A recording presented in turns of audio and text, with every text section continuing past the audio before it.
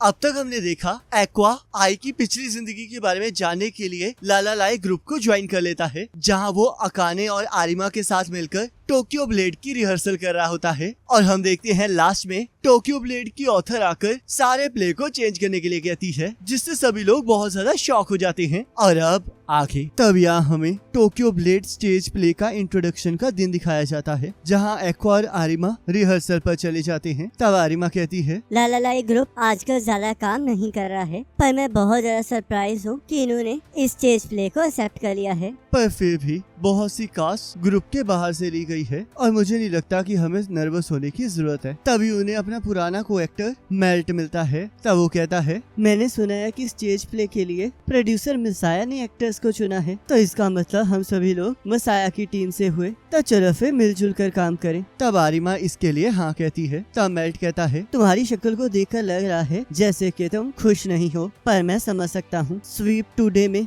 मेरी परफॉर्मेंस तुम्हें बिल्कुल अच्छी नहीं लगी थी, तो शायद इसीलिए तुम मुझे यहाँ पर देखकर खुश नहीं हो। पर मैं एक चीज कहना चाहूँगा, उस टाइम वो मेरा पहला एक्सपीरियंस था, तो इसलिए मैं वहाँ पर ज्यादा अच्छे से परफॉर्म नहीं कर पाया। पर अब उस चीज को 9 महीने हो चुके हैं और मैंने बहुत ज्यादा प्रैक्टिस की है, तो इसलिए मैं कोशिश करूंगा कि मैं अच्छा परफॉर्म करूँ, और अगर मैं गलती करूँ तो मुझे उसी टाइम बता देना। तब यहाँ हम देखते हैं डायरेक्टर तोशीहिरो के सामने एक्वा, आरिमा और मेल्ट अपना अपना इंट्रोडक्शन देते हैं। तब टोक्यो ब्लेड स्टेज प्ले का प्रोड्यूसर सुमियाकी वहाँ पर आ जाता है और उन तीनों को वहाँ पर मौजूद सभी लोगों से इंट्रोड्यूस करवाता है। और तब हम देखते हैं उनका मेन कास्ट ताइकी सो रहा होता है। तब डायरेक्टर तोशीरो उसे लात मार कर उठाते हैं और उसे सबसे मिलने के लिए कहते हैं। और तब हमें पता चलता है कि ताइकी को बेस्ट एक्टर अवार्ड मिला हुआ है और वो वहाँ पर सबसे बेस्ट है। तब सुमाकी सबको अच्छे से प्रैक्टिस करने के लिए कहता है ताकि वो प्ले बहुत अच्छा जाए। तब तोशीरो कहता है, आज हम बस यहाँ पर इंट्रोडक्शन के लिए ही आए हैं, पर लगता है यहाँ पर सारे एक्टर्स मौजूद हैं,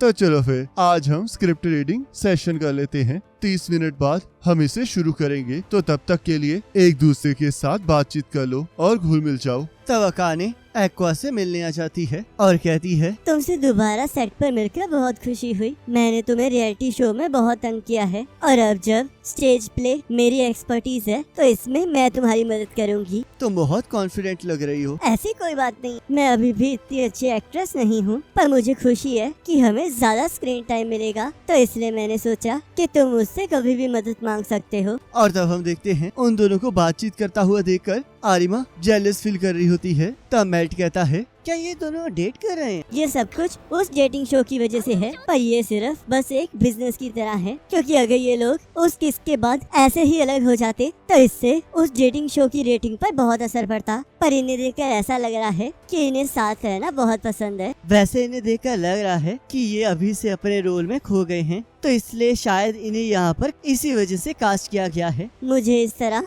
फैक्ट और लाइज को लिंक करना बिल्कुल पसंद नहीं है, क्योंकि इससे मेरे सिर में दर्द होता है। और वैसे भी अगर सारी ऑडियंस एक जैसी चीजें सोचेगी तब परफॉर्मेंस ज्यादा अच्छी होगी। तुम्हें देखकर ऐसा लग रहा है जैसे कि तुम्हें ये बिल्कुल पसंद नहीं आ रहा है, पर तुम स्वीट टुडे में तो ऐसी नहीं थी। मैं उस टाइम लीड रोल में थी, तो इसलिए मैं सेट पर अपने मूड को खराब नहीं करना चाहती थी, पर मैं असलियत में ऐसी ही हूँ। पर तुम्हें मेरे सामने स्वीट बनने की कोई जरूरत नहीं है। अगर तुम पहले से ही मेरे साथ ऐसे स्ट्रिक्ट रहती तो मुझे अपने वर्स्ट स्किल्स के बारे में पहले ही पता चल जाता। पर चलो अब इसे छोड़ो, अभी हमारे बहुत से सीन साथ में हैं, तो इसलिए मैं तुम्हें दिखा दूंगा कि मैं कितने अच्छे से परफॉर्म कर सकता हूँ। तब यहाँ हम देखते हैं टोक्यो ब्लेड की ऑथर आबिको स्वीट टुडे की ऑथर यूरिको के साथ बैठकर डिनर कर रही होती है। तब आबिको कहती है, मेरे लिए अपने बिजी शेड्यूल में से टाइम निकालने के लिए शुक्रिया। तब यूरिको कहती है, मैंने मंथली सीरियलाइजेशन को कंप्लीट कर लिया है, तो इसलिए मैं अभी फ्री ही थी। और वैसे भी चाहे पहले तुम मेरी असिस्टेंट थी, पर अब तुम एक बड़ी ऑथर बन चुकी हो, जो कि मुझसे भी आगे निकल गई है। तो इसलिए अगर तुम्हारी जैसी ऑथर जिसकी मांगा बहुत ज्यादा हिट हुई है वो मुझे ड्रिंक के लिए बुलाएगी, तो मुझे तो आना ही पड़ेगा।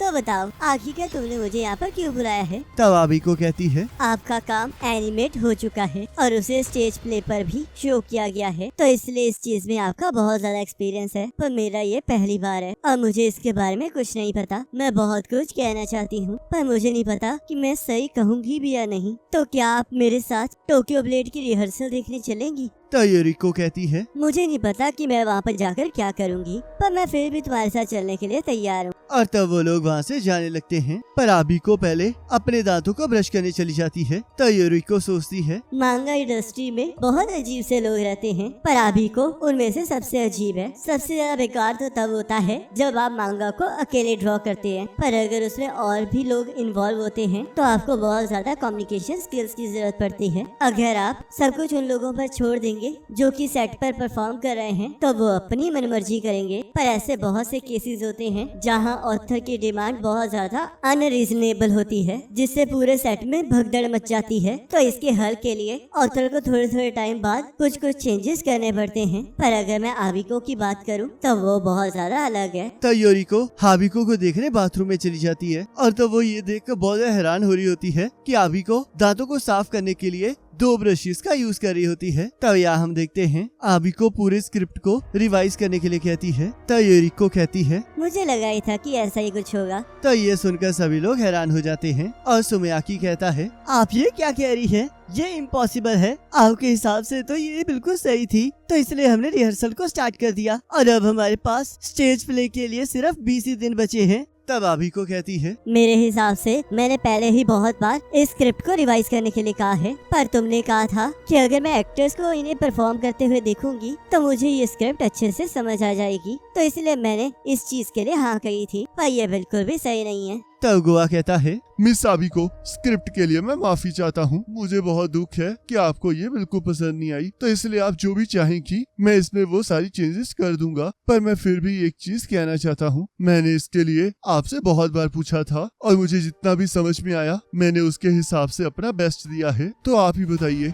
कि हम इसे कैसे ठीक कर सकते हैं। तो वो तुम हो जिसने ये स्क्रिप्ट लिखी है। मेरे हिसाब से मैंने तुम्हें पहले ही कहा है कि तुम्हें इन पार्ट्स को चेंज करना है, पर फिर भी तुम्हें कुछ समझ नहीं आया। क्या तुमने सच में टोक्यो ब्लेड पढ़ी भी है? मैंने टोक्यो ब्लेड पूरी पढ़ी है, तो इसलिए मैं ओरिजिनल वर्क का चार्म सबको दिखाना चाहता था। तुमने मांगा पढ़ी है, फिर भी तुमने ये बनाया है। तुमने स्क्रिप्ट में वो लाइनें लिखी है जो कैरेक्टर्स ने कभी नहीं कही और ना ही उन्होंने कभी की है। मुझे प्लॉट चेंज से कोई दिक्कत नहीं है, पर क्या तुम्हें नहीं लगता कि कैरेक्टर्स को चेंज करना बुरी बात है? मेरे बच्चे इतने भी बेवकूफ नहीं है। ये सब कुछ मैंने स्टेज प्ले के अकॉर्डिंग किया है, पर अगर आप कुछ भी चेंज करवाना चाहती हैं तो मैं उसे अभी चेंज कर दूंगा। मैं तुम्हें पहले भी कह चुकी हूँ कि मैंने तुम्हें इसे बहुत बार ठीक करने के लिए कहा था, पर ये फिर भी ठीक नहीं हुई। मुझे तो लगा था कि तुम मुझे सीरियसली ले ही नहीं रहे हो, पर लगता है तुम्हें मेरे चेंजेस समझ में नहीं आए हैं। और अगर तुम ये कह रहे हो कि तुमने मांगा पढ़ी है तो इसका मतलब एक क्रिएटर के तौर पर तुम में कोई टैलेंट नहीं है। और तभी हम देखते हैं यूरिको उसे आगे कुछ भी बोलने से रोक देती है। तब आरिमा कहती है, लगता है यहाँ पर सब कुछ बदल जाएगा।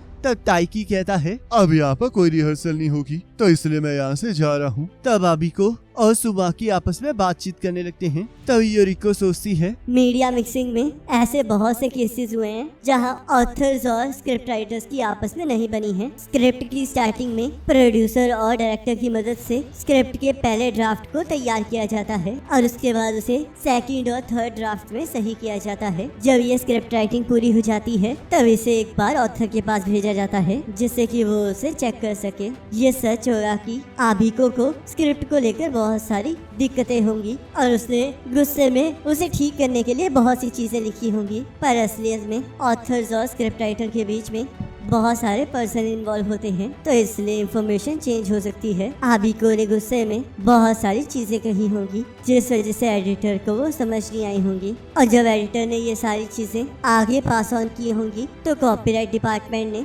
उसे अपनी तरफ से सही करके आगे भेजा होगा और तब प्रोड्यूसर ने भी उसे स्टेज के अकॉर्डिंग ठीक करने के लिए कहा होगा ताकि वो अपने हिसाब से स्टेज प्ले को एडजस्ट कर सके। और जब ये आखिरी इंफॉर्मेशन स्क्रिप्ट राइटर तक पहुंची होगी तो उसे भी ज्यादा क्लैरिटी नहीं मिली होगी। तब यहाँ हम देखते हैं गोवा मैनेजर की बात सुनकर स्क्रिप्ट में चेंजेस कर देता है जो कि आबिको को बिल्कुल पसंद नहीं आती और वो इस बात पर और ज्यादा भड़क जाती है। पर तब वो एडिटर उसे कहता है, प्रोड्यूसर ने कहा है कि अगर आप एक बार एक्टर्स को ये परफॉर्म करते हुए देख लेंगी तो आपको ये स्क्रिप्ट पसंद आएगी। तो यूरिको सोचती है इस दुनिया में कोई ऐसा क्रिएटर नहीं जो उस प्रोजेक्ट को बुरा दिखने लेगा जो वो हैंडल कर रहा है। ये सारी प्रॉब्लम इसलिए हुई है क्योंकि बीच में जो लोग थे वो अच्छे से बात को नहीं समझा पाए, और यही उन बहुत सारे रीजंस में से कुछ चीजें हैं जिस वजह से ऑथर और स्क्रिप्ट राइटर के बीच में नहीं बनती है। यहाँ पर आबिको का गुस्सा बिल्कुल गलत नहीं है क्योंकि उसने तो अपनी सारी प्रॉब्लम पहले ही बताई थी, पर यहाँ पर किसी ने ध्यान नहीं दिया, तो इसलिए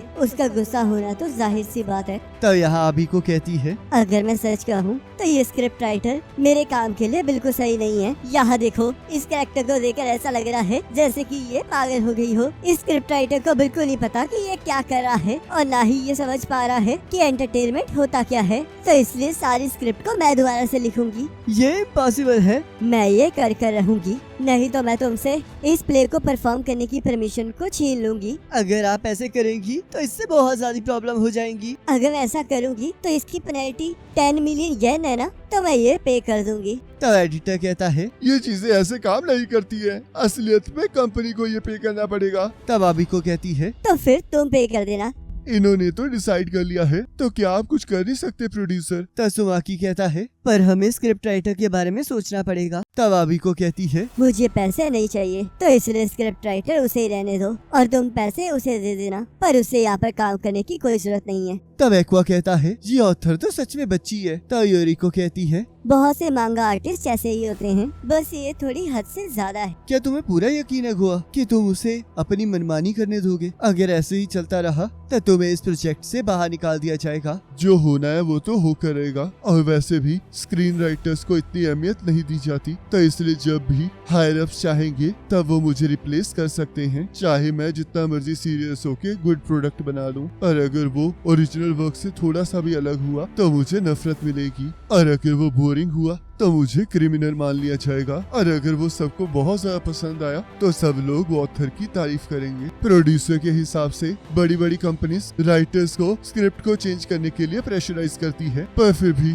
हम जैसे स्क्रिप्ट राइटर्स को ये करना ही पड़ता है। रीराइटिंग क्रिएटिव इंडस्ट्री का नर्क है। तसुमाकी गोवा को सारी बात बताता है। तब गोवा कहता है अगर मुझे यहाँ से बाहर निकाला जा रहा है तो मुझे इससे कोई प्रॉब्लम नहीं है, पर क्या तुम क्रेडिट से मेरा नाम हटा दोगे? मैं अबिको के स्क्रिप्ट राइटिंग का क्रेडिट नहीं ले सकता। ये थोड़ा मुश्किल है क्योंकि मैंने पहले ही स्टाफ लिस्ट को पब्लिश कर दिया है, तो अगर मैं दोबारा से पोस्टर्स और पैम्पलेट्स बांटूंगा तो उसमें बहुत ज्यादा खर्चा आएगा। मेरे हिसाब से तुम्हारी स्क्रिप्ट बिल्कुल ठीक थी, तो इसलिए मैं कह सकता हूँ कि तुमने बहुत अच्छा काम किया है, तो इसलिए प्लीज इस बार मुझे माफ कर देना। ठीक है, तुम मेरा नाम क्रेडिट में डाल सकते हो, और इसकी भरपाई के लिए तुम कभी मुझे ट्रीट दे देना। तब यहाँ अपने घर जाकर गोवा सोचता है मैंने ओरिजिनल मांगा को शुरू से पढ़ा है, और इसके लिए मैंने बाकी जॉब्स को भी डिले कर दिया था। मैंने स्क्रिप्ट को पूरा करने के लिए अपनी पूरी जी जान लगा दी ताकि ये प्ले बहुत अच्छा हो सके। चाहे रिवीजन जितनी मर्जी लेट आती थी, पर मैं फिर भी उसे बहुत जल्दी ठीक कर देता था। मैंने तो इस पर इतनी देर तक काम किया है कि मेरी तो हालत भी खराब हो जाती थी, और मैंने तो कई बार बिना सोए भी इस पर काम किया है। मुझे तो लगा था कि मैंने अपना बेस्ट दिया है, पर ऑथर को तो ये बिल्कुल पसंद नहीं आया। तब यहाँ हम देखते हैं टोक्यो ब्लेड की रिहर्सल को रोक दिया जाता है और तोशिरो सबको नए स्क्रिप्ट के आ जाने तक फ्री रहने के लिए कहता है। तब अकाने कहती है ये तो सच में बहुत बड़ी बात बन गई है। तामे कहती है ये तो होना ही था क्योंकि हम लोग बिना ऑथर की परमिशन के कुछ नहीं कर सकते। तब अकाने कहती है पर ये तो बहुत बुरा हुआ। हम लोग स्टेज अराउंड की प्रैक्टिस कर रहे थे, तो इसलिए मैं और ज्यादा रिहर्सल करना चाहती थी। तब एक्वा कहता है आखिरकार ये स्टेज अराउंड क्या होता है? तब अकाने और मैं दोनों शॉक हो जाती हैं, और अकाने कहती है क्या तुम्हें बिल्कुल नहीं पता है? तब मैं कहती है तुम्हें पता है ना कि तुम इसे बिना जाने स्टेज को प्रेडिक्ट नहीं कर सकते। तब एक्वा कहता है ज्यादातर स्टेजेस सेम होते हैं ना। तब अकाने कहती है एक्वा, तुम्हें स्टेज पे बिल्कुल पसंद नहीं है ना? तो तुम्हें ये पता चल ही गया, और ये इसलिए है क्योंकि जब भी सीन चेंज होता है तब सेट पर बड़ा अजीब तरीके का म्यूजिक बजने लगता है, और सेट को इस तरह मूव करना बहुत ज्यादा चीप लगता है, जिस वजह से मैं अच्छी तरह एक्टिंग नहीं कर पाता हूँ। पर फिल्म में ऐसा कुछ नहीं होता। मुझे लगा ही था कि तुम यही जवाब दोगे। ये सच बात है कि थ्रेटिक प्ले हमेशा से ऐसे ही चलते आए हैं, पर अगर तुम इसके बारे में ऐसे ही सोचते रहोगे तो तुम एक अच्छे एक्टर नहीं बन पाओगे। तुम खुद ही बताओ, तुम कभी भी स्टेज अराउंड पर नहीं गए हो ना? आखिरकार अब तुम्हें चाहिए क्या? अब जब हमारे पास वक्त है तो चलो फिर डेट पर चलते हैं। मैं तुम्हें दिखाऊंगी कि थिएटर प्ले फिल्म से कितने ज्यादा अच्छे होते हैं। और गाइस इसी के साथ एपिसोड खत्म हो जाता है। अब नेक्स्ट एपिसोड का लिंक आपकी स्क्रीन पर आ रहा होगा, उस पर क्लिक करके अगले एपिसोड को देख